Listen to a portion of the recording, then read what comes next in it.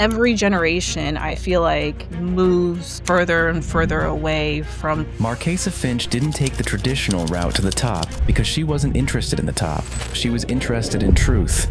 Is something that hasn't been seen in the world before.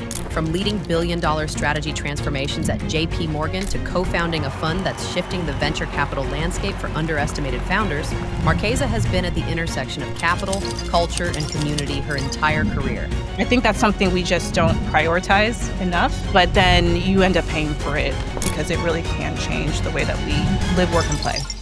Marquesa Finch, welcome to The Global Affair. I have some exciting announcements to make to everyone listening today. We actually have our Chief of Science, Dr. Kaushik Ram, who is co-hosting this episode. And this is a conversation I know Kaushik and I have been wanting to have for a while, especially tapping into some of the talent and the intelligence on our Research and Ethics Board, which Marquesa is actually a part of. Otherwise known as an impact VC and a fintech founder, is the co-founder of an amazing organization called Pyrium, and sits on the IC actually of one of the funds that backed InTruth in the early days. So shout out to F5. Marquesa, it's a total pleasure to have you with us. Today we're going to be talking about the importance of sovereign data infrastructure. I know one of your other roles has been a deep involvement with the Blockchain Society in the Bay. And so I'd love to, go into that and sort of understand why you believe in blockchain as a potential infrastructure for the future. And then, of course, guide the conversation into the risks and the possibilities associated with biotechnology. So I'll pause there and just say welcome. And how's it going today? I know it's a busy day over there in the States. It is.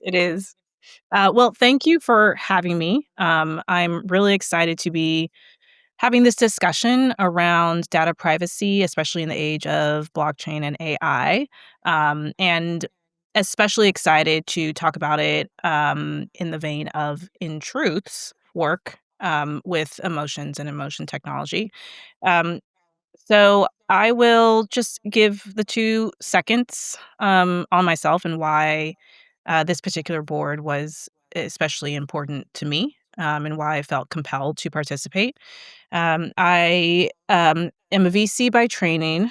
So I started my VC work here in Silicon Valley, where I'm from. I'm also part-time in New York. And largely have focused on digital health and how that affects, I should say, the impact of digital health on our communities, especially focused on the social determinants of health. So those are the health factors of where we live, work, and play, not necessarily the delivery of services, but how everything else in your life, everything from the zip code you live in to the family dynamic that you have, and even your level of education, how that affects your health.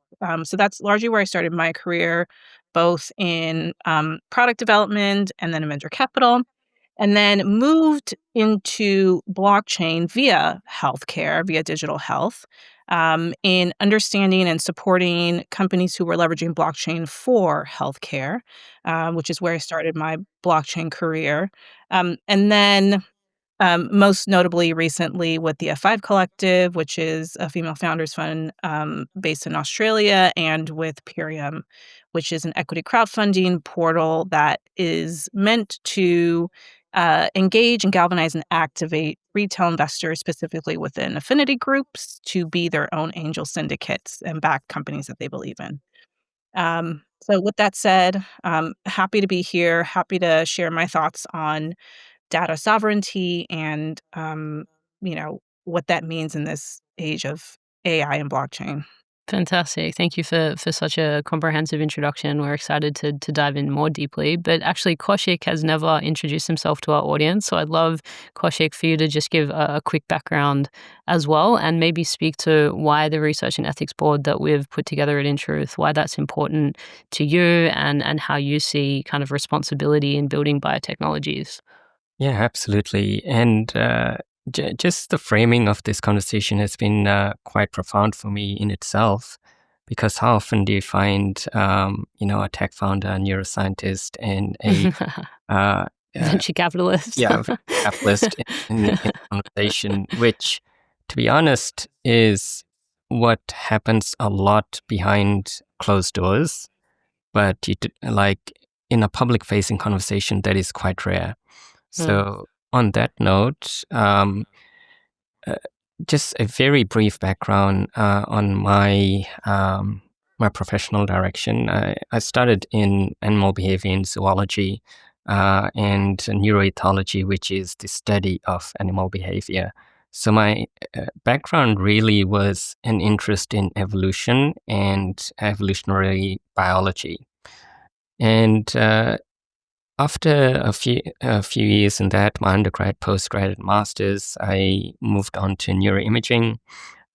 Started looking at how the brain is wired in psychiatric conditions using MRI, and moved on to neurology after that, where I was involved in a large-scale infrastructure project where we used machine learning to map lesions in multiple sclerosis.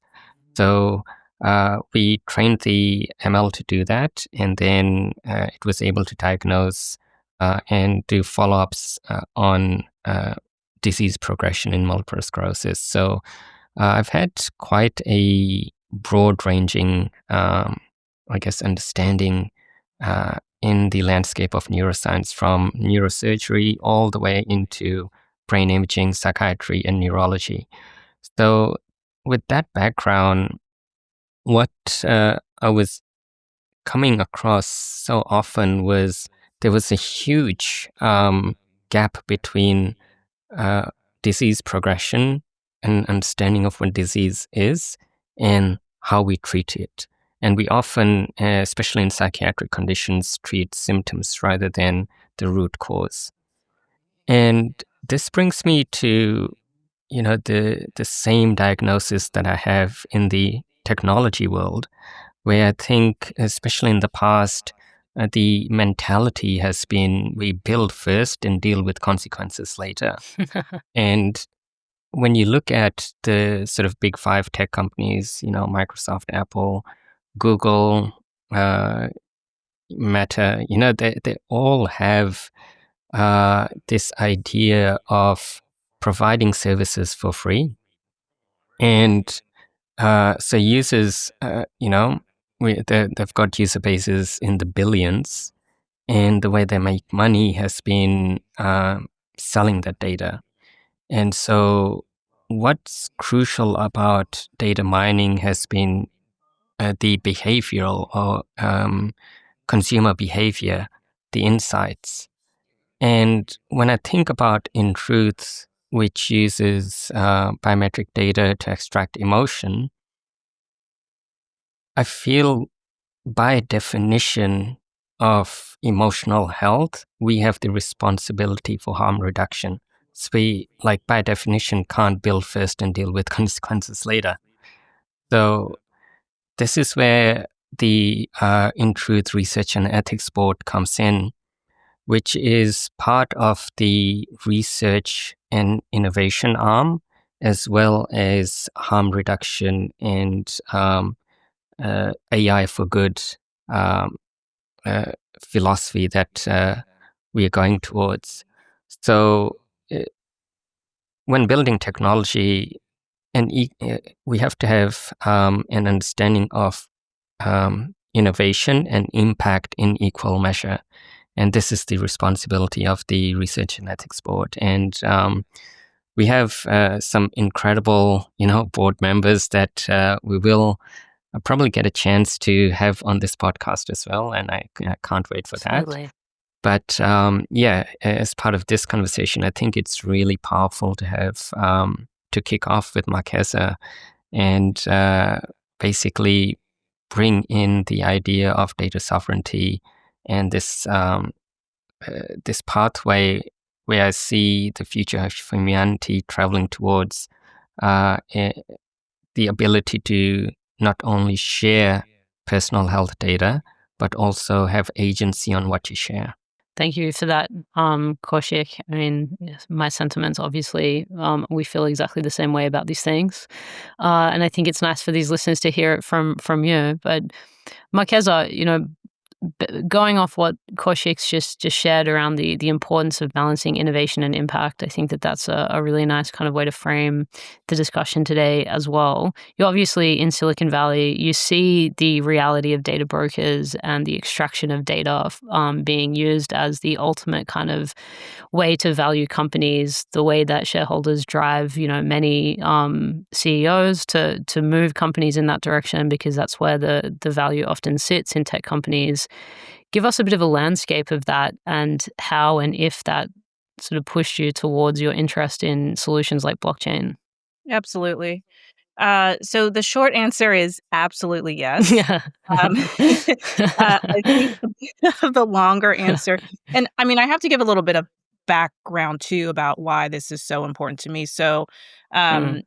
for one, what I didn't mention in my background is I started off my career as a health professional. I have my master's in public health from the George Oh, Washington wow. University I in didn't actually know that. DC. That's I what didn't got me know into that. health in Yeah. the first place and digital health in the Oh, first place. And so mhm. Kaushik was talking about harm reduction, and that is a big topic that we talk about when we do program Mm. development. In fact, when you're doing global health or public health program development, there is a rule, and it is an ethics. It's just a globally understood ethics rule, and the IRB will check it on it if you don't have it. But if there is an intervention that you already know prior to the experiment, that can be helpful to a population, you actually have to offer it to everybody in which Mm. you are running the experiment. So that then starts posing problems between like control groups and study groups. Right. But that is a decision that the global ethics community decided upon, was that if it is going to benefit, especially if it's going to improve health, you can't withhold it from people. Um, Mm. and so I take that philosophy to heart, and I take it with me everywhere I go. Even now that my career has sort of pivoted and shifted a bit into other things, that harm reduction is always there because it's applicable to anything that we do, whether it's healthcare, whether it's finance, et cetera, right?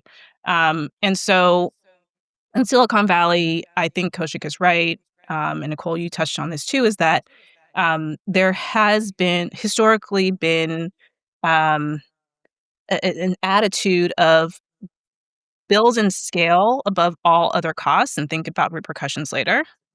Mhm. Um, even when it comes to fines, so breaking rules in which there is a consequence, namely a financial consequence, a fine, it is pretty standard of practice for a lot of companies Let's just pay to it. go ahead, exactly, Yeah. to Yeah. consider it Yeah. to be just Yeah. standard business as usual to break rules and pay fines so long as we are hitting our Mm. goals.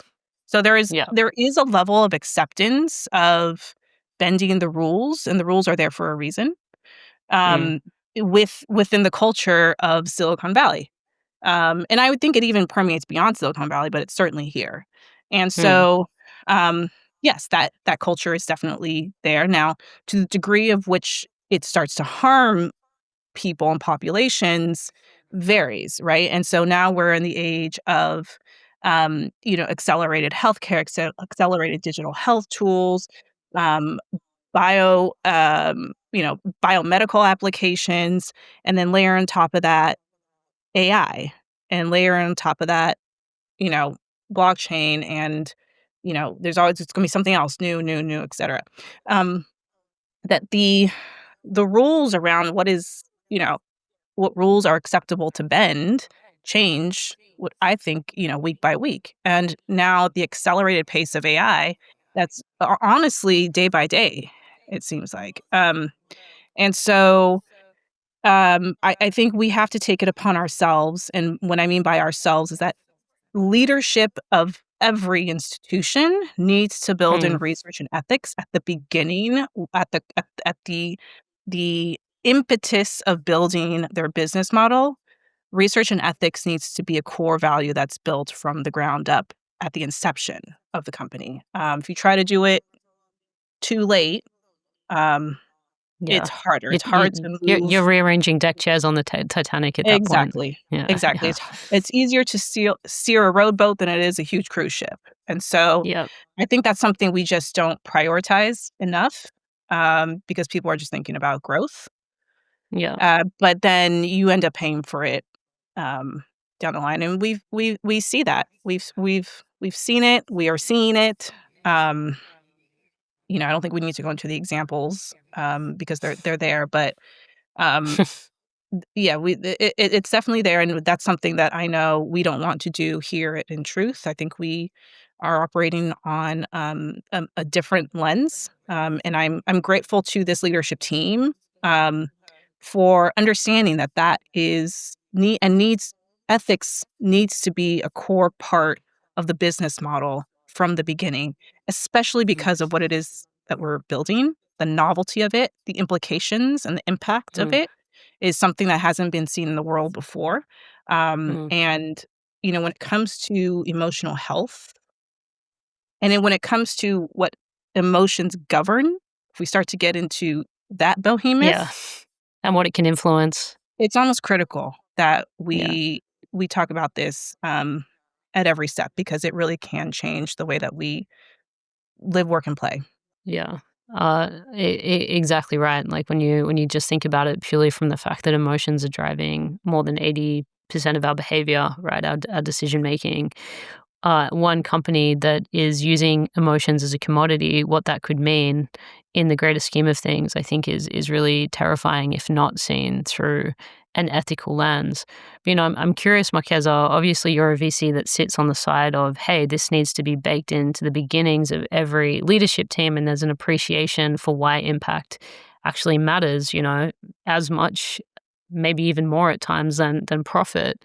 But I know that there's many investors that don't have that lens, and how much of this is actually the tension that exists between maybe a team that is seeing the potential harms, but the ownership of the company by stakeholders that don't necessarily value these things, and the pressure that then applies to a company to make more reactive, less considered decisions. And why is it important that we look at this now more than we ever have? Because, the way I see it is AI is going to put so much of this on steroids. We've already seen the impact of this. But I feel like a lot of venture isn't changing their investment thesis to match the associated risks that we're inheriting as we move into the future. Yeah, it's a great point. Um, it's it's a big and it's a scary problem, and I think we've come to the point in our existence, global existence, that we can't not talk and act upon what we're seeing. Um, Mm. and so some of those things are, we just look throughout greater society, right? We are a global society that's more isolated. We're a global Mm-hmm. society that's less connected. And we are, a global society that has essentially lost track of what it means to be human. Mm-hmm. And so, uh, you know, every generation, I feel like, moves further and further away from the community connectivity that we used to once have when we were living in, Yeah. let's say, villages, and Tribes. slower, where you had to get to know your neighbor, because that's probably the Mm. only person we're seeing the whole week, didn't have a car to get somewhere, or pick up the phone or anything, internet to Mm. message someone. Um, it was a slower pace, and you were forced to connect with the people around you. And I just don't think that, I think we're moving further and further away from that essence. Even if I just think about how I grew up compared to, like, how my parents grew up, and how my Mm. young nieces are now growing up. My father used to enjoy going outside by himself at 7 years old on his bicycle to go play with the kids outside, and not come back in until it was dinner time. When I was growing up, my parents were fearful that someone would come snatch us up from the street, and so we weren't Mm. allowed to play outside. Now, fast forward to these days, trick or treating has essentially, at least in California, in the Bay Area, disappeared. Mm. Why? Mm. Because Wow. parents don't trust Mm. their kids receiving any candy or anything that they would ingest from strangers. And so now they just Mm. have little small parties in their houses. I mean, this is real evidence Yeah. of how far away we're moving erosion of trust. Yeah. Yes. But I think that there's another really important point in this like interconnectedness, right, of how we used to live is the actual development of empathy, right? And I think about this a lot because if we don't have those connections and then we inherit a huge amount of power, which, you know, many tech companies do and often, you know, a very small subset of people within those companies are inheriting power that can then affect millions, if not billions of people, but they haven't actually developed, like on a developmental level, the empathy required to handle that responsibility with power. I think that it paints the picture of many of the things that we're seeing right now globally. That's exactly right. And I think that is why this tool is so important to create awareness of how far away we're getting from that. And even within ourselves. So empathy, you know, because you brought it up, Nicole, and rightfully so. I mean, I think empathy starts within with ourselves.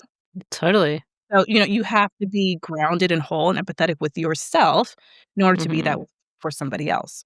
Yeah. And, you know, to be able to not just to in real time access how you're feeling, but then to Mm. understand and then the beautiful part I think is about um, illuminating what you couldn't see before Mm. around your emotions is a great starting point for us to actually build then, you know, actionable interventions or actionable corrections around how we can get back to where it is that we want to be.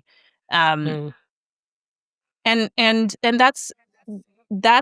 the beauty about this technology. That is the part to not be scared of Yeah. from this technology. That's the part that I think is why you and Kaushik and the rest of your team and the people around you, the investors and backers around you are really supporting this because that is the gift that we would want to try to give back to this Of global course. society.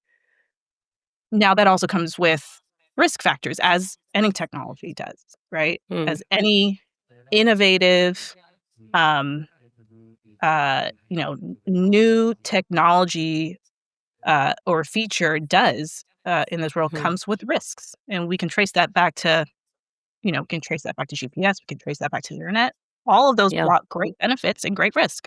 Even fire. You know, and I can see where my mom is at all times. You know, even when she says, "I'm on the way," "No, you're not. I see you're at home." Yeah. These are the real risk factors we need to be thinking about. Exactly. She can't Yeah. hide anymore. But this is why we're here. You know, this Yeah. is why we're talking about this. And while I personally think that we have a big challenge in front of us, I don't think it's impossible. Not at all. I actually think it's quite possible. I could see Kaushik lighting up and wanting to contribute around the development of empathy, and I'm just curious, Kaushik, maybe from your lens, where we've actually strayed in regards to what we're speaking to. Yeah, I mean, you raise an important point around just fire, right? Fire is a technology that has inherent harm, but Mm. we've been able to domesticate fire in a way. Literally. Yeah. Mhm. Uh, Fireplaces in our homes. Yeah. Yeah, Yeah. literally. Yeah. with any technology, there's obviously both good and harm. And Mm. I think where introduction of new technologies have missed the mark has been um, not knowing where to draw the line, Mm. and Right. especially when it Not comes, defining that ahead of time. yeah. So, Yeah. for example, I knew of machine learning from my master's degree back in 2008. So I was exposed to all of these algorithms, and I was coding a lot of this, more than 20 years ago. And so uh, for me, when OpenAI created a chatbot where it's designed to speak with you at a time when we have just come out of the pandemic and everyone's isolated and lonely, and you've got this thing that you can speak to, that to me was an extreme example of wow, like timing, right? Mm. And so to date, I've never had a conversation with ChatGPT. I refuse to. Um, or even like it's not on my phone. I just can't have it. Like it's not human. It's a machine, right? And so I drew a hard boundary, but so many people jumped onto it and started using it. And I think, Nicole, you pointed out that one of the biggest use cases for ChatGPT is The for, biggest. yeah, therapeutics. Like 85% of ChatGPT users in the States use it for mental health support as the primary utility. That's incredible. Isn't that insane? Let's just like take That's a a moment to really wild just number. yeah. That's wild to me. Like I'm going to bridge this to psychiatric conditions, but if you think about it, once people started using it, they didn't have that same forethought as I did of drawing a line in the sand going, this is my boundary. So once they've started using it, there's been an ethical drift of how much do I allow, an LLM to know about myself, or and so over time, if you start talking about ChatGPT to people, they and you start talking about the harmful aspects of it, they become very defensive, and it almost replicates a heroin. That's a really good point, right? Have you guys seen the reports on like all of these people going into psychosis because that ChatGPT has told them that they're some kind of like spiritual messiah, and their like belief and investment in ChatGPT is that it's some like alien sentience that's like godlike. And I just want to highlight this because I think, a lot of our listeners maybe fit more in the category of having those ethical considerations, and that's, maybe not all of them, but you guys listen to me talk all the time, and if you're still listening, there's got to be some form of agreement, I would say, or deep disagreement, who knows. But, these are real cases in the world that are happening, and actually with a pretty high level of frequency. This is not like one in 100 million users. This is happening more and more and more, where people are actually separated from their families as a result of the obsessive use of conversations with the LLMs. I can see it. It's accessible. Listen, we've all used GPT here, right? Except for Kaushik. Yeah, Kaushik, I'm like you. I'm still reserved about divulging personal information on any agent. Although to be quite honest, it is going there, and it will go there, and we can't do anything to stop it. I really do believe that. And the reason is that it's accessible. It's in your pocket. People are indecisive anyway. I think that that's a really important point. Indecisive, and at least with GPT, I don't know, for like the one personal conversation I did have with GPT, does it ever not agree with you? Yeah, well, it's a sycophant. This is the issue. It is addicting. It's an addictive response format, when you just want to feel good and be built up and be validated. Yeah. But this is the inherent issue, right? But that's by design. And actually Altman admitted to it. He admitted that it was an aspect of the design principle he didn't explicitly admit it, but he admitted that it was sycophantic. And so you can read between the lines and say like, okay, well, that was obviously to create that addictive, conversational quality with GPT to increase engagement. Absolutely. Yeah, which is terrifying. But it's harmful. It is harmful, but people don't recognize it as harmful. And I think that this is a really good sort of loop into why actually it's important to consider different types of infrastructure from the very beginning, because a lot of harm has been done. Social media, I think, is another example of this, where people they can't self-recognize that it's harming them, or they have no reference point of what an alternative way of solving that problem is, which Kaushik has named. Like, we already had the disposition to want to build these relationships, right, as individuals in society with these LLMs, because there was loneliness, there was disconnection, there was this inherent issue that created that disposition. Whereas I imagine, if we wound back the time and I don't know, went to like an old Italian village like on the Amalfi Coast 100 years ago and introduced them to an LLM, would they really be like separating from their inherent family unit to go and have conversations with the machine and, you know, have the machine provide the mental health support? Maybe not, right? So the disposition to this societally, I think, is a really relevant part of this conversation, to be able to use tools responsibly. And if that is inherent to our society, I agree with you, Marquesa, this responsibility needs to sit with the companies themselves to understand the landscape. But what's so, like, you know, the contradiction that I think a lot of CEOs run into is, I'm building a product because this problem exists and I'm building a solution for that problem. So, and then I'm being pushed to monetize that solution. And then it's very hard within that context to say, yeah, but this is where we actually draw boundaries and say we're not going to go there. Yeah. I'm going to bring up a concept that those close to me know I love. I love bringing up this topic because it's so applicable everywhere. But incentive alignment. Incentive alignment is essential. It's a dynamic that we have to be thinking about consistently. It's one that we would think about every day, all the time, when it came to building digital health solutions. Namely because our health system in the U.S. is severely misaligned when it comes to improved outcomes. Incentives. Yeah. It is just not aligned. Mm. And so, I think that's something that we have to think about even in this respect when it comes to what you just said, Nicole, about how companies are built, especially in tech. Where are the incentives aligned and for what purpose? And I think it has to start there. Otherwise, the flywheel will just be, the flywheel will work for the wrong reason. Exactly. And so I think we have to have hard, honest conversations. And then, I'm also gonna add this bit too. We need to have leaders that are willing to hold the line against criticism, against pushback, against financial challenges, and Yeah. investor harassment.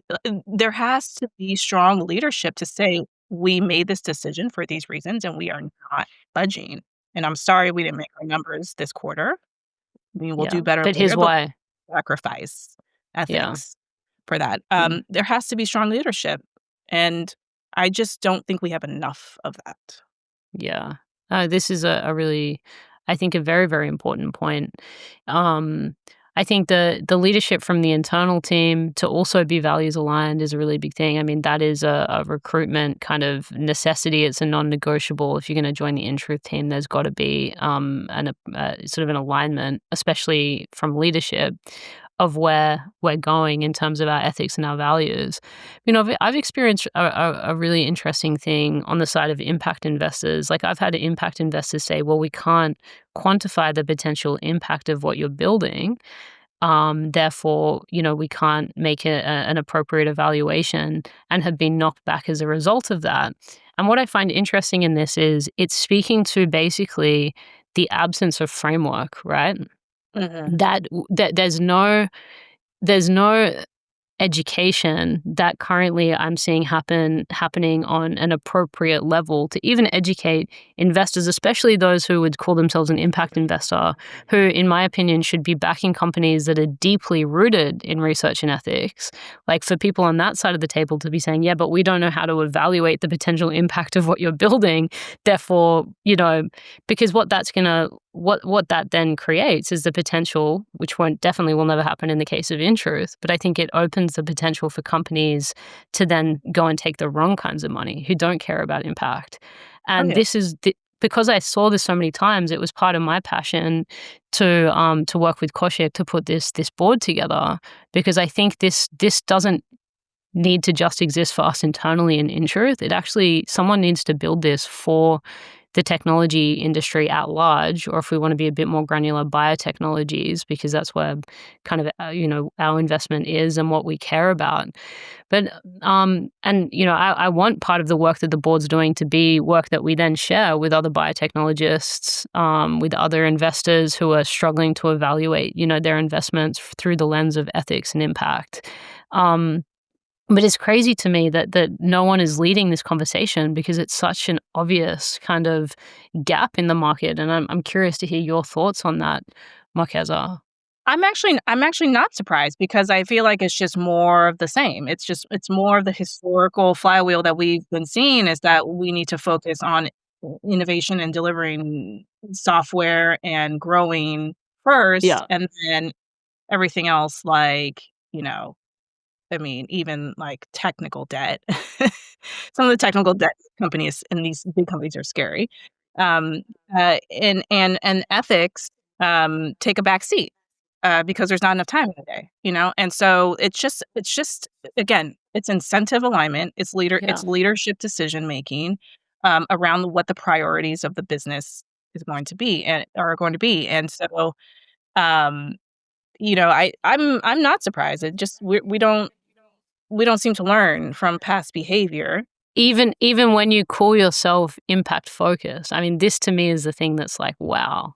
Reason for that as well, right? What we value has significantly changed. So where money is going, whether it be longevity, health span, all of these ideas, and actually the direction of transhumanism.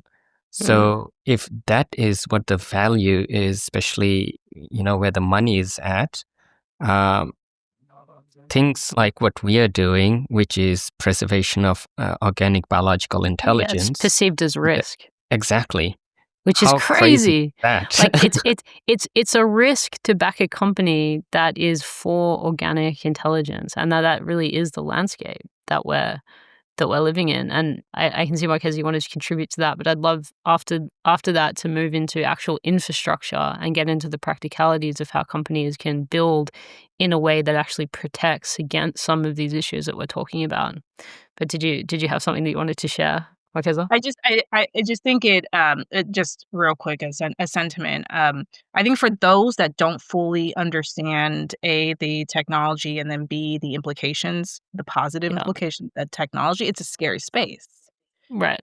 If you don't understand the risks, then yes, it's hard to put money towards that. And unfortunately, it's up to us to educate backers around what the potential is, and to demystify those risks. But that then also takes time and energy away from us. And it's something that we shouldn't have to do. But unfortunately, if you're new in the space, and especially something as novel and futuristic as this, then But this is why we're doing this podcast, I guess.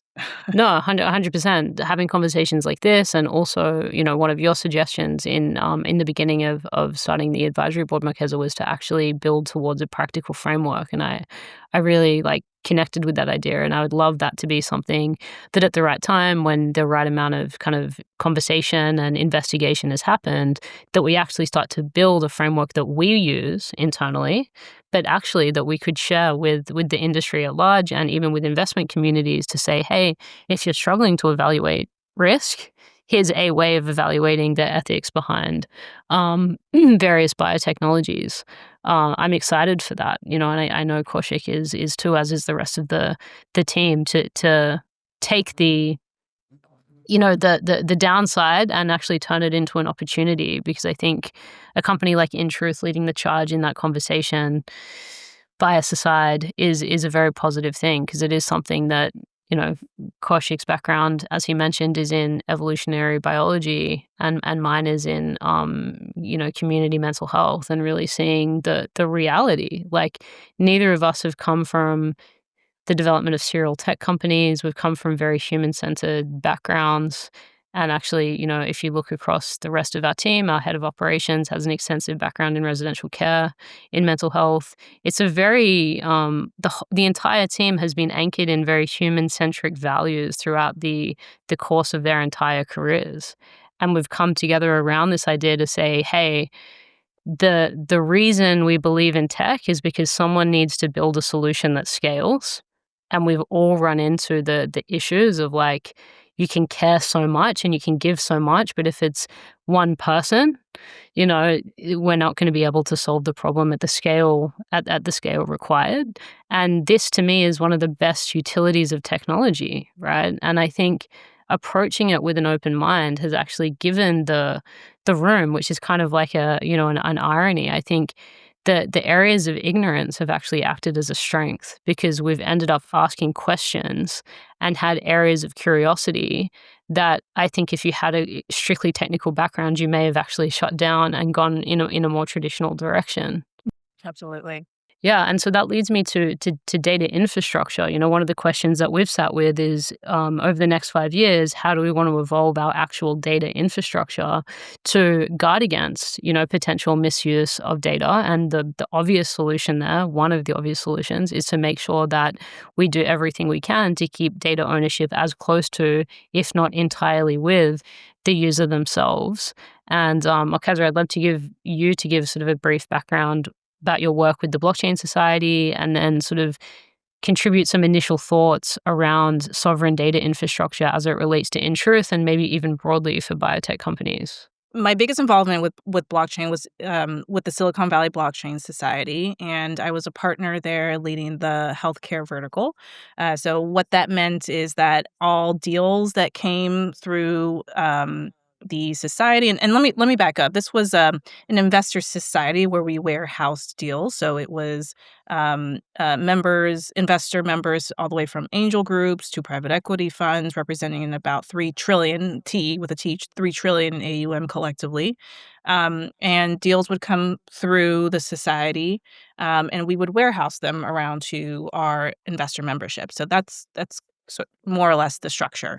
And it was my responsibility to essentially create the pipelines for deal flow for the society around blockchain health companies, to diligence them, and then to keep our members updated on blockchain health trends in the market. So that's essentially what I did for a number of years.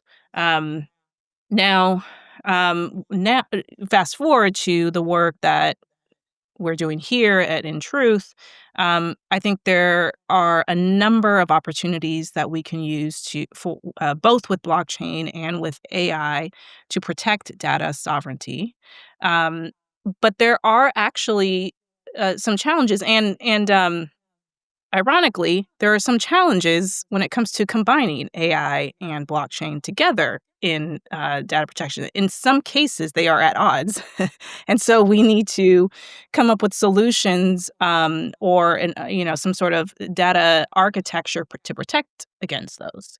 Yeah. And so Can we speak to the specifics there? Because I think listeners would be quite interested. Where are the areas where actually these things can actually act against each other? Sure. AI and blockchain, yeah. Sure. So blockchain is essentially at its root cryptography, and cryptography is just math. So essentially, in layman's terms, why blockchain is considered to be so strong in terms of protecting data is that it is hard to change what data is linked together in this immutable chain, because you'd have to go through Crack a the code. number of mathematical equations to get the right combination to break the cryptography. And the way that the blockchain technology works is that it's nearly impossible, based off of the compute power that we have at the moment, to do that successfully. So that's why because of the amount of cryptography through the chain. Because the amount of and the compute difficulty. power. Yeah, the amount of compute power that you would need to run all those mathematical equations to find the right one that unlocks the protective systems of blockchain, which I can get into. We don't have that compute power at the moment. Now, in comes because AI, of AI and its friend, quantitative computing, which we are not too far away from. And so quantitative computing, or quantum computing, quantum We got quantum it. computing, it's also quantitative, but quantum. Yeah, it's highly Computing. quantitative, actually. Highly quantitative. Yeah.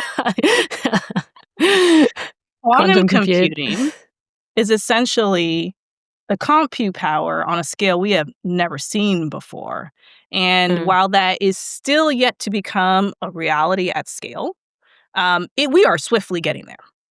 mm, And what that means for blockchain is that um, now we have these supercomputers that can go through those mathematical equations at a rate we have never seen before, at a volume we've never seen before. And so, what used to be quote unquote impossible because we don't have the power to do all these formulas at once, we soon will.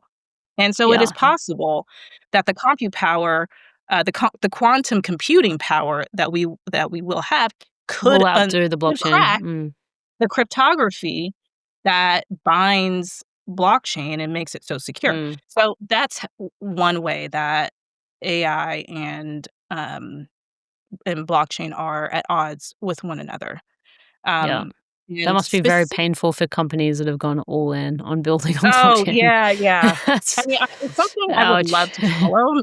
I would love to Yeah. follow how How they're um, going to adapt. companies who are Yeah. using blockchain for Mm. this are thinking of creative ways in I think anticipation. about the same thing with SEO, which is about to become redundant. Like companies that have just Yeah, spent I think it literally is like already. billions. Yeah. Yeah, Sorry, I think it is already. sorry, Yeah, Kaushik. yeah.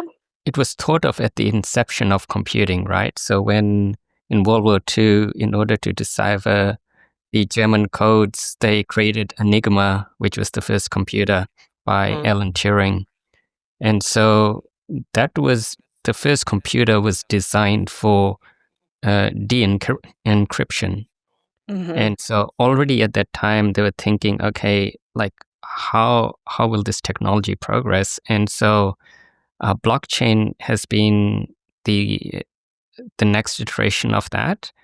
But as you know, Google's third generation quantum computing chip, Willow, that is able to decrypt data that would take a traditional computer 10 septillion years, which is twice the age of the universe. So crazy. Well, like I said, we are swiftly getting to that point. It's not like a Yeah. future feature. It's What like is the timeline? tomorrow. Yeah. Like You know, next few years.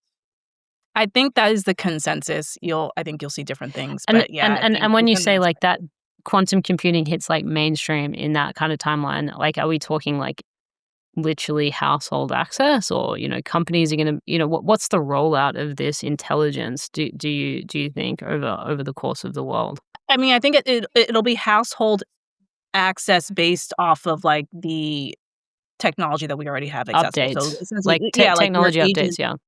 yeah, your agents are going to be better, faster, Yeah. things like that. But Mm. but the companies who essentially have the quantum compute powerhouses, they'll be the gatekeepers. And Yeah, so right. there's an ethics question there too, Mm. about who has access to these, Yeah. huge quantum Who computing farms. who can pay the Middle East trillions of dollars to build Yeah, we to see build a lot of compute a lot farms? of a lot of the big tech Yeah. companies have already made huge No, it's investments into quantum computing. yeah. So yeah, we're there. I think we're at the doorstep. Um, Mm, so anyways, that's one, and just mm. specifically on Just that. We'll park like that. We'll come back to that later. that, like Let's just leave everyone with that. Yeah. I was just thinking, I mean, like I said, I'm ChatGPT not a feels like old technologist. news. Yeah, exactly. I'm We not were an talking. engineer, so I will be following how people are solving for this problem closely. I'm trying to make friends with as many cryptographers and Yeah. AI engineers as I can to Yeah. understand how people are solving for this, because there probably is a workaround. You know, I'm just not the one to figure it out. Yeah. I mean, you could maybe create like a quantum version of the chain, right? Where the cryptography is like advanced to the level that matches quantum compute, or is that just Yeah, and I guess it's worthwhile saying like what part of the public private key, which is what guards, blockchain, is Yeah. affected by quantum computing, and it's the public key. So in in um, in blockchain security, I guess you could say, you essentially the individual have a wallet in which transactions happen, Mm. and that is secured by the blockchain, meaning Yeah. that any transactions that happen, As seen in a crypto account, that's something that most people can relate to. exactly. If Yeah. you You understand have a crypto chain. accounts and you understand how that Yeah. works, and so so there's three parts. There's your private key, which is you. You don't give that to anybody. And this is where Mhm. these are the stories you hear about someone and it's a long chain of letters and numbers. People writing it down on a piece of paper and then putting it in safe deposit box. I did that 4 times when I created my crypto account, and I wouldn't be able to tell you where any of them were. I think I did it once. I still know where it is though. Yeah, I keep that. So that's your private key. You're not supposed to give that to anyone. Yeah. And but it's derived from a public key, and that you can essentially think of it as the slot in a mailbox, and your Mhm. private where you people can put things in, and the private key is the key to open it up, which you don't give to anybody, right? Yeah. And then there's the address, so the hash. So you have to tell people where your mailbox is, right? Where your Mhm. wallet is. And so you give them the hash. Now the part that quantum computing can essentially undo is the public key. Yeah. And because the private key is derived from the public key, what's Mhm. inferred is that that quantum computing could essentially, at some point, by going through all this Mm. cryptography, figure out what your private key is, and now you have both, and now they can get into your mailbox or your Yeah, wallet. wallet. Mm. That's the problem. Yeah. That's the problem. And so, how do you work around that? Well, I think we talked on one of our internal calls about using other metrics like Yeah. biometrics to identify people, right? So Yeah. you're not having to deal with public keys or hashes. You literally using things on your body Yeah. to identify yourself. And surprisingly, this isn't futuristic programs. Mm. This has Well, happened. biometrics are used all the time, right, for Yes, but in identification. relation to securing a blockchain wallet. No, totally. But I'm saying Yeah, it's so that's been taking an used before. idea that's been used Yeah, in other scenarios, even, to unlock your phone, and for sure, to apply that as the future-proof system for encryption, I think is for sure. really obviously, it's interesting to us. I really believe that this is where we will move, and I actually think that InTruth could actually be a layer of that biometric encryption system, with, to your point, Marquesa, maybe a couple of other aspects of your biometrics. I don't know, for example, thumbprint or Mhm. facial scan or whatever else, and then combining this biometric assessment can actually become an encryption layer to access health data, which I'd love your thoughts on why that's important, because I think many people don't really understand the implications of not owning health data to this degree, or the fact that actually we don't own our health data really now. Now that the system owns our health data, we have to ask for permission to access it. Sometimes we even have to pay to access it. And what it would actually mean in terms of a revolution for us to own all of our health data in the future, which of course includes our biometric data. Yeah. Um, I won't get into on why protecting your health data is important, but I think everyone that listens to this should go look up who Henrietta Lacks was and why she is important to modern medicine and why her health data, namely her cells, essentially has created entire pharmaceutical, biomedical treatment protocols that we have, and wasn't compensated once for it. And the significance of that was that she was a Black woman, I think back in the 50s. Don't quote me on that. Hmm. Um, where her cells were taken without her permission, and because of Wow. the composition of her cells were able to open the door to what is now considered modern medicine. Never compensated Wow. for it, Wow. ever. Ever, Crazy. okay? So that's one, but, more relatable, around why you want your health information to be protected is that because that is inherently yours. That is inherently yours, can be used to do you harm, can be used to manipulate you. So I think just That's to cool. put this into really human terms for listeners, right? Think about Mhm. how it feels when someone close to you emotionally manipulates you, like in a sort of practical, real sense, how that actually feels, how that impacts you.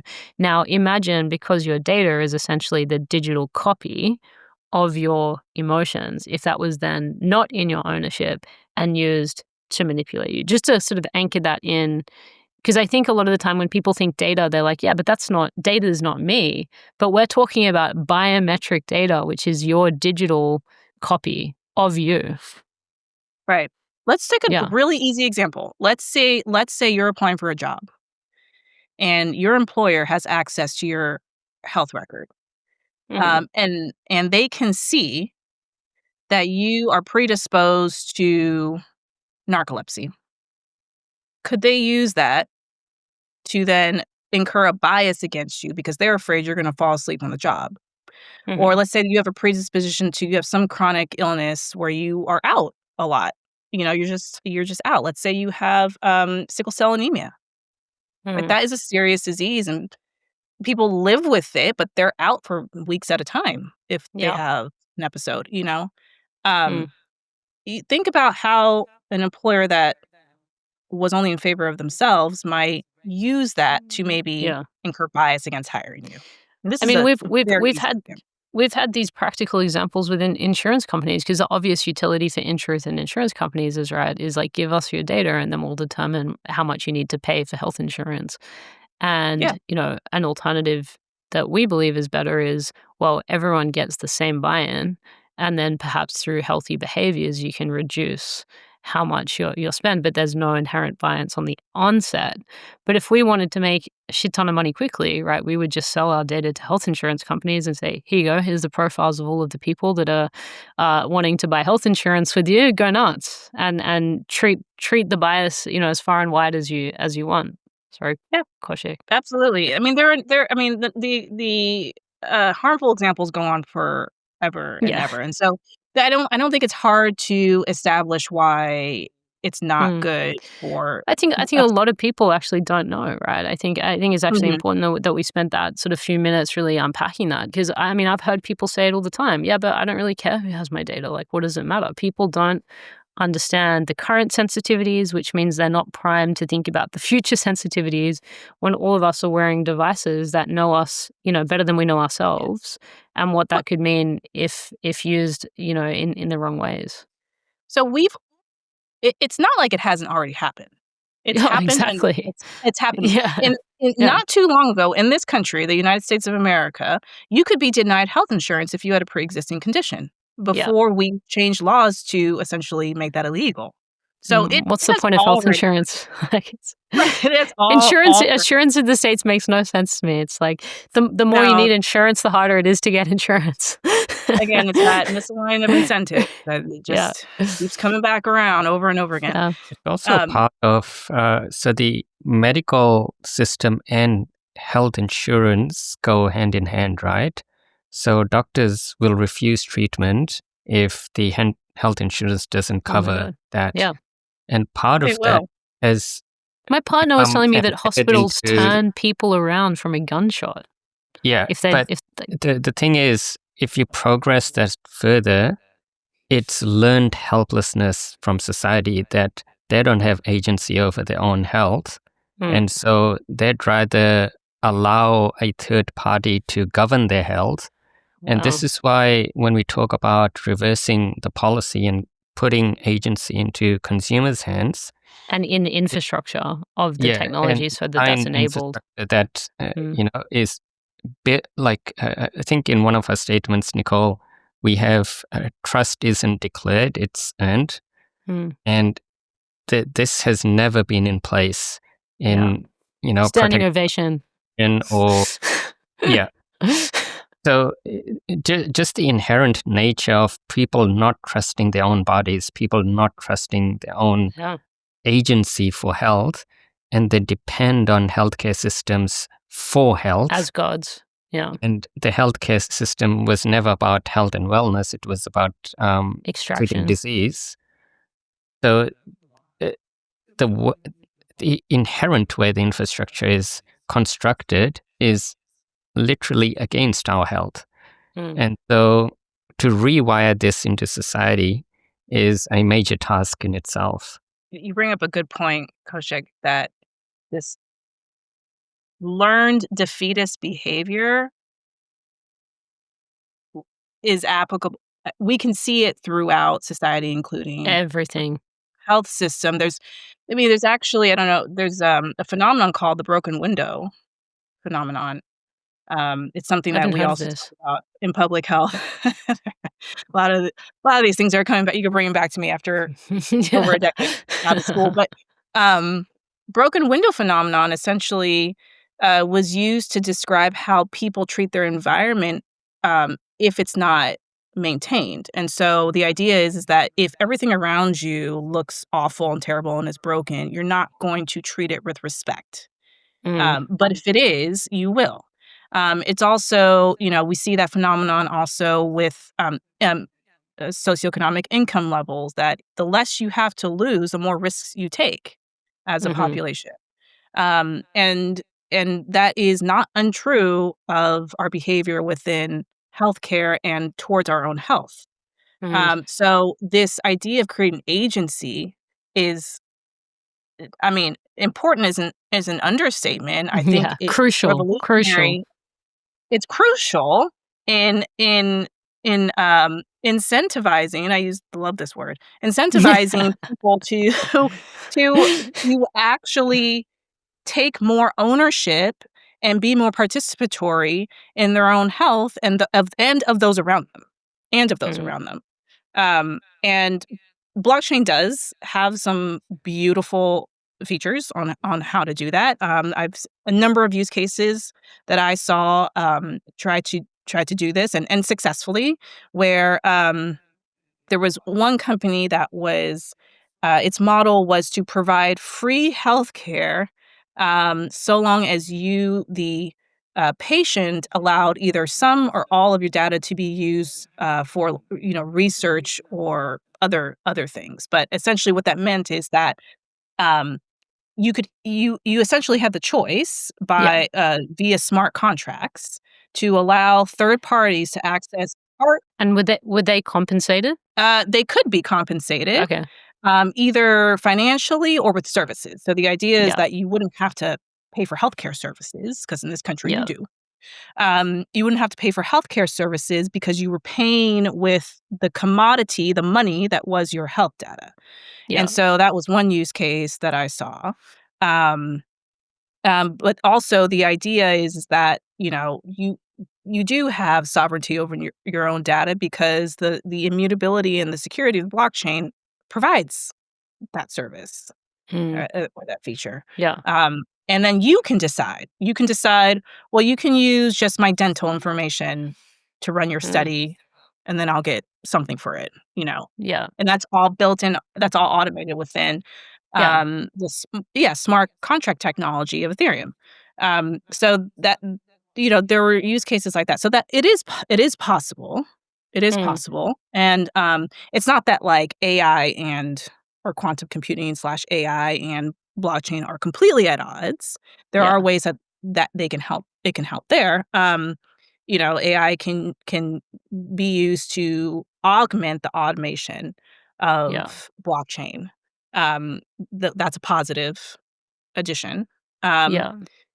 but there are ways to do that. Again, I don't think the incentive is there yet. There's also infrastructure like federated learning, right? Which Kaushik, I'd love. And I could talk to you guys forever. So I'm just conscious it will maybe run for like another 5 minutes and then have to do like a part 2, 3, 4, and 5. But I'd love to just introduce the audience to the idea of federated learning and what that means and how how sovereignty in the context of that particular infrastructure actually works. Yeah, this is a very important conversation because I see a future where quantum computing is reality. right? And whether that be in the That next can mean so many things. Like, as in becomes our reality.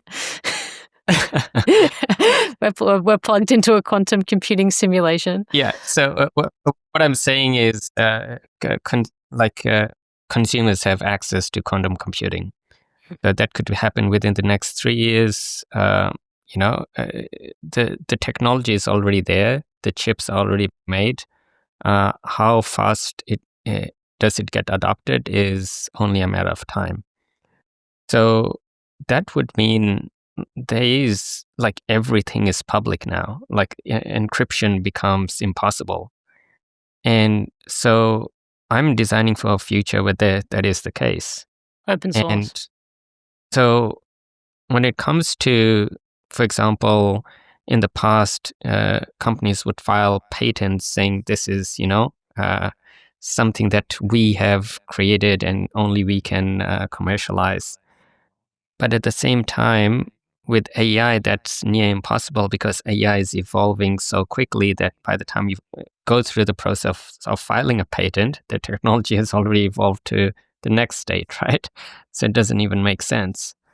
So when it comes to federated learning, it is not about exchanging data, which is in digital health, protected health information, personal health information. You do not want to share that. Instead, what you share is the learning that the machine has had from training on new data. So instead of exchanging data, you exchange learning. And so no personal health information is ever being exchanged. And in a world where AI is evolving so quickly, I don't see the point of creating each company creating their own ML. I see each ML learning from each other as different ML families, and similar to how evolution has worked with the animal kingdom, the plant kingdom, the genus, like phylum, species, all of these layers of evolutionary iteration.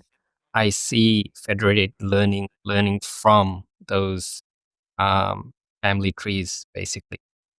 So uh, that's the sort of future that I'm designing for, because it, like this whole idea of protecting won't be the case in the future. Like bank accounts, for example. Uh, Yeah. Right. Quantum computing encrypt those, like not not a big deal anymore. So how do you create an infrastructure that supports basically open source learning? So this is something that Marquesa, Kaushik, and I have been speaking about this week in particular. The radical idea that what if we were to actually open source all of our algorithms and everything, and actually double down on our key differentiator being sovereign data infrastructure, after doing kind of a bit of an analysis on the fact that every competitor basically in the wearable space does not prioritize this. Could that actually be the model of the future, where we build on systems like federated learning? We actually see the value less in protecting the algorithms, because, to Kaushik's point, the more people try to replicate us in a federated learning model, the smarter our model becomes anyway. So actually, you have the first mover advantage, and then you have an ecosystem of people that are actually improving your model.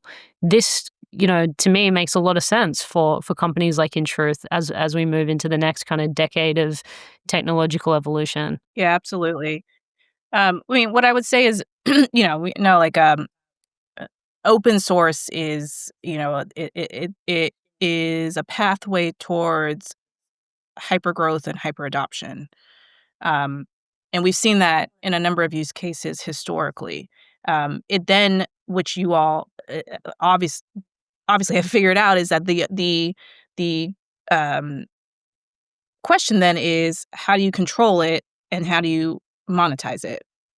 So who is benefiting from this technology being open source? And I think also what we want to think about is how do we distribute the benefit of the ROI of this being open source. So, um, I mean, I think there's a lot of potential there, if you can essentially protect and control the asset, or where individuals could protect and control their own assets, but people you are still able to leverage it to build on top of it and maybe create a market where they're also benefiting Exactly.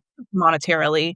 And so that's a way to distribute the financial benefit of this tech. Mm. And I think that's great. Um, Yeah. but just want to say one thing about what Kaushik said about um, building for the future in which encryption is obsolete. I think that's just a great point. And for me, it just clicked when you said that, Kaushik. And I think it's also now ironic then that Yeah. because of this, we're coming back to like antiquated methods using like biometrics. Like we're going back to thumbprints now. Um, Yeah. that's literally the hardest thing to replicate. I mean, who knows? Like in 50 years, maybe we'll be there. I don't know. But like I think I just have to highlight that irony that all this tech throughout the last 100 years, and now we're going Yeah. back to Back to the basics, baby. identify me by my. There is another thing that is out there for some, especially investors. But I think about part of our mission at InTruth is to actually elevate the collective, consciousness, the awareness, and the integrity of a population. And as altruistic as it is, and I can't see us getting there in the next 5 years, but is there a point in the future where we've actually elevated enough as a species that the whole mentality that we would use each other's data or information to exploit one another, we actually are able to transcend these ways of being as humanity? And can we also, whilst being sensible, solve for those more complex challenges that are actually more linked to kind of the human condition and how we operate as a society? I think we can, and I think we have the tools to do so currently. That's promising. Yeah, I think it's going to take like it's going to take a, a collective affinity against something that is threatening to everybody. Yeah, a common enemy. Yeah, at the same Come on, aliens. We need you, aliens. Let's yeah at the reveal same yourselves. The common enemy and- is ourself, right? And this is what I think. I never married the two terms together before, but it's making more sense now. Everyone always talks about health is wealth, but in this sense, it would actually mean health is wealth, because if we have a distributed health wallet where people earn from their health, so Yeah. whether it be sharing their health data, This is how it should be. created profit from that. Mm. This is a model that I think could be self-sustaining, because take OpenAI, for example.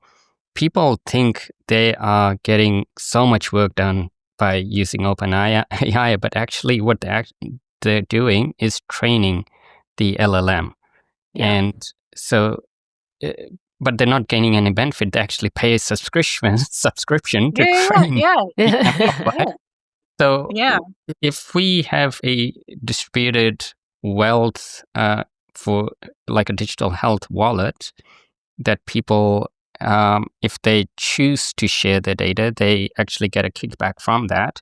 I think this would be a really powerful way to change the digital health infrastructure. Amen.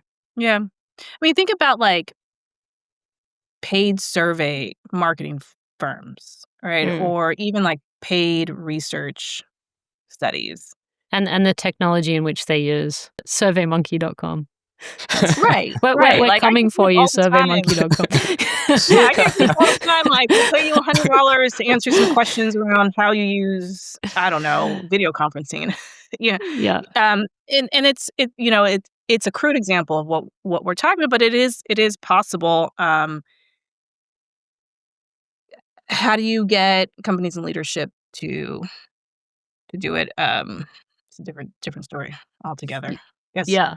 I guess it could start here with InTruth and the framework that we create. Well, that's it, and that's what we hope to do with all of this. Like, if we can build it and validate it and prove it, and then be very transparent about the model that enabled us to do that, I think that is, the absolute best case scenario in every direction. And For sure. I know we're gonna do it. Like, call me a futurist, but I live in the time that we've already done it. We live in that utopia. I think we have all the risks are very important to consider in the world that we're living in today, but we have the potential actually to build a utopia together.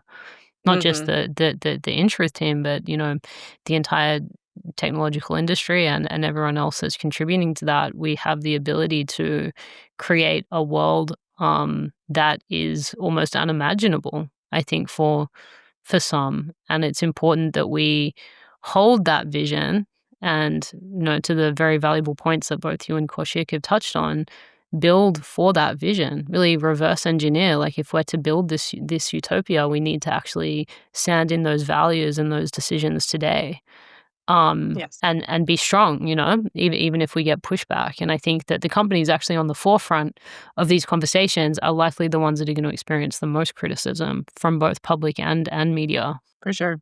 For sure. So, of course, we've solved the problems of the universe, and And an hour and 15. I know, which is like, double the amount of time that our eps usually go for, but I know that our listeners will have been super engaged. I just invite you guys to give some closing thoughts, statements, reflections, maybe some questions to the audience to reflect on as they go about their day after listening to this. I just have one thing to say because I've certainly felt it, and I see it around me with my friends and colleagues, that they're I guess my little bit of advice to everyone would be, don't be scared of AI and what is coming. Instead, be participatory into how it is growing and how it'll be used.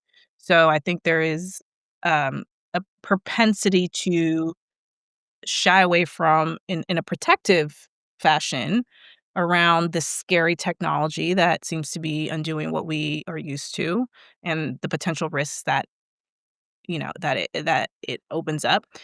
But it doesn't have to be that way. And by the way, it is happening. That is the reality. It is happening before our eyes. And so I guess the question is like, how, for each one of us, how do we want to participate? Do we want to be passive and let things happen, even though we have opinions and, interests around how it evolves? Or do you want to get involved? And there are so many ways to get involved. Something as easy as just keeping on in touch with what's happening day to day with the evolution of tech, with AI and how it's being used, to actually joining boards like this, where you are, first hand, you have first hand influence into how the tech is being built in real time and everything in the middle. And so, like Ilya said, it's not a time to be scared and shy away. It's a time to get involved. I love that. Actually, Marquesa, whilst we have you, any reflections on that note to maybe investors, specifically impact investors that are maybe nervous about where to put their capital at the moment in this kind of very unknown landscape? Yeah. So fear is just a lack of understanding. And so what I would say, low hanging fruit for any investor that is hesitant or fearful, Mm, is to dig deeper into educating yourself around how AI works at a fundamental level mhm. and how people are using it, um, in product development, in business development, and for personal use. And then, how you would use it. Mm, Um, and I think that alone would bring so much more understanding to the potential benefits of AI, demystify risks, and then mhm. also, identify real risks that, like I said before, they could get involved in, or at least be asking these questions when they're diligencing AI companies. Yeah. Um, so I think it's just continued education, but it does take effort and energy and Yeah. time. Yeah. Love it. Thank you. And I hope that inspires, anyone that maybe sits in that camp to lean in. I think it's a really important message. I said in a talk quite recently to impact investors, actually, I really believe that where you put your capital today is a vote for the future that you want to see come to life. It really is. It is that important. I think we're beyond a traditional mindset of, okay, let's get a 10x return in 5 years. If you really want to be on the leading edge, this is about considering the future that we're shaping in amongst all these other decisions, that a company and investors have to go through to do their diligence. I just want to end with the note that one of my long-standing core values has always been preservation of organic biological intelligence. And I'm so honored that this is part of our values as a company as well. And as part of that, I think most tech companies lack this responsibility. They similar to how we started this conversation, build first and deal with consequences later. Mm-hmm. We don't have that option because we are a company that is about emotional health. And we already know how tech companies mine our attention, our instincts, our impulses for addiction and for repeated use, for doom scrolling. ChatGPT, the interface is the next iteration of doom scrolling. And so for us, if we are about emotional health, by definition, we have to think about harm reduction and not addiction and not, dependency on technology. So as a company, I think we are in this beautiful position of dictating the future of tech. And for users and for listeners particularly, I want everyone to actually reevaluate the ethical boundaries, because so much ethical drift has happened that if we talk to the same person back in, say, 2010 about, talking to a machine, that find it really absurd. But today, if you talk about talking to a machine, everyone's defending GPT. Yeah, exactly. So don't talk about my therapist like that. Exactly, and people become they actually become so offended as if you've insulted their wife or something, right? Yeah. So in some cases, that's true. People are marrying replicas. Yeah, that is wild. So I'd want listeners to reevaluate their ethical boundaries and perhaps put some boundaries or draw a line in the sand for yourself, so that you keep harmful technologies at arm's length, literally. You guys, this has been a very dynamic conversation. I'm already eager for part two, but I just want to thank you both so much for your time and attention. Marquesa will put links to Purium in the show notes so that everyone can check out the awesome work that you guys are doing to support minority communities to be financed. And I'll also direct the listeners to any work that we're doing, kind of that we want to make public in the future regarding the Research and Ethics Board. I know that these guys will be super eager to follow along with anything that we publish. But yeah, you've given everyone, I think, a lot to think about, and I just want to say thank you so much. Thank you. Thank you for having me.